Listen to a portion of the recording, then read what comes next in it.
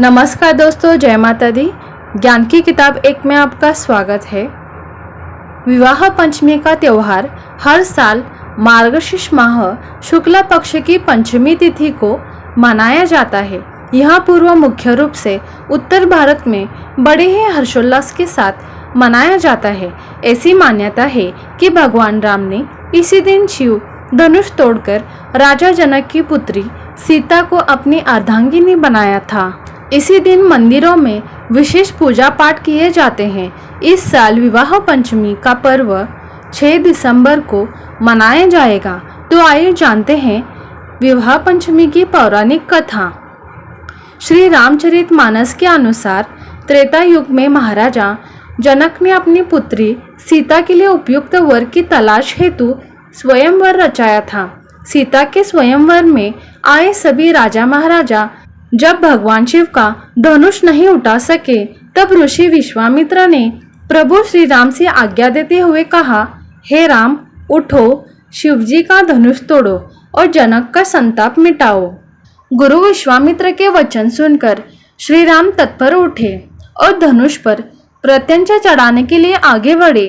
यह दृश्य देखकर सीता के मन में उल्लास छा गया। प्रभु की ओर देखकर सीता जी ने मन ही मन निश्चय किया कि यह शरीर इन्हीं का होकर रहेगा या तो रहेगा ही नहीं।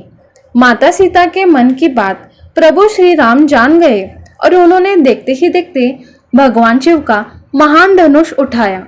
इसके बाद उस पर प्रत्यंचा चढ़ाते ही एक भयंकर ध्वनि के साथ धनुष टूट गया। यह देखकर सीता के मन को संतोष हुआ।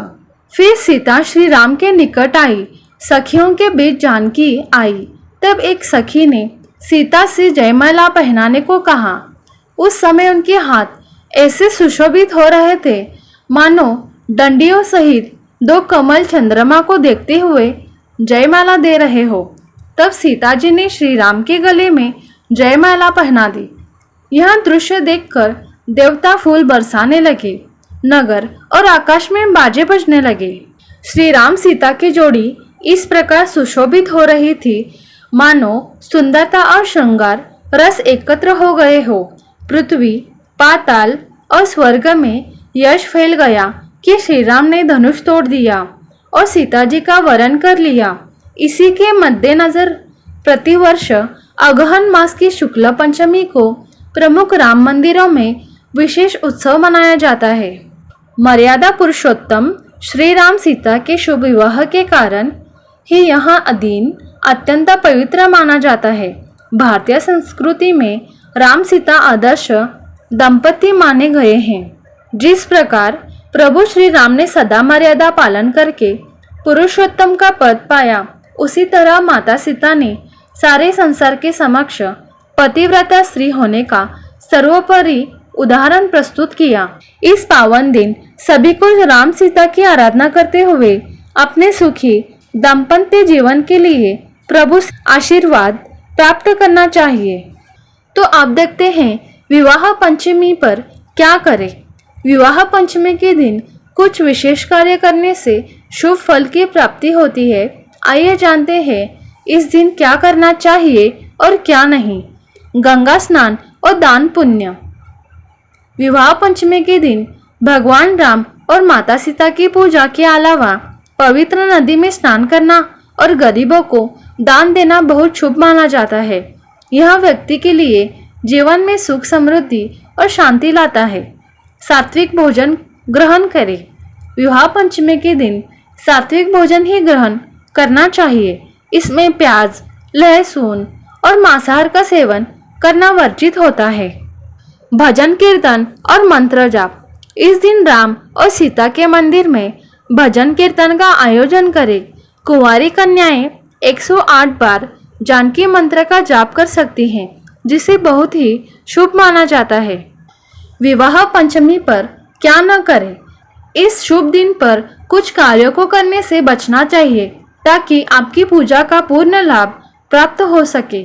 मांस मदिरा का सेवन न करें।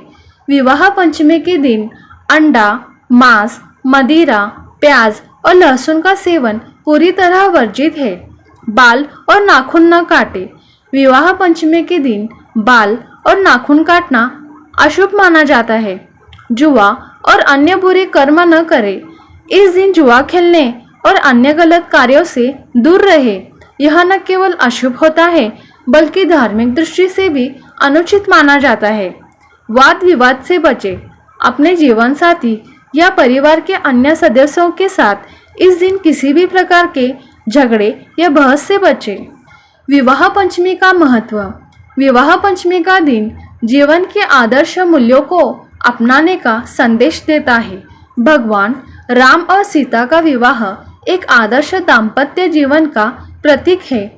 उनका संबंध समर्पण, सम्मान और प्रेम पर आधारित था, जिसे देखकर बहुत कुछ सीखा जा सकता है।